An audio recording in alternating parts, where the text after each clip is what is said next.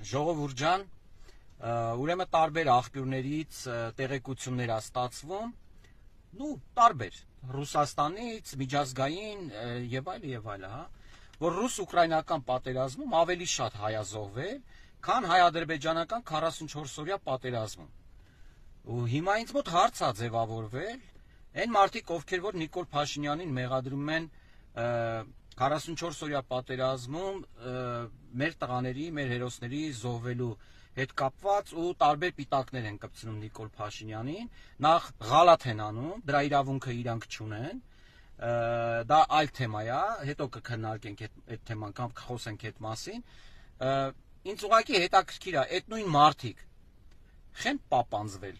այդ խեք սսկվել, դուխներդ չի երիքում, հելնեք Պուտինին ասեք, տանում եք մեր հայ տղերքի գլուխը ուտում եք Ուկրաինայում, բա մի տարեք, հելեք Պուտինին 1000 անուն կպցրեք,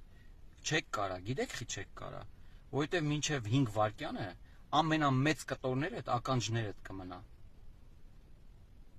հասկացաք, ու այդքանը բոլորս էլ շատ լավ հասկանում ենք ու գիտենք, ինչ նպատակա հետապնդում ձեր այդ հակահայ, հակապետական գործունեությունը առհասարակ հանրային ու քաղաքական դաշտում։ Անից որ կգնաք Ռուսաստանում հարիվ կգտնեք, ապուշ կգտնեք ու հայ ժողովրդի մեջ երբեք ապուշ ու հարիվ չփնտրեք։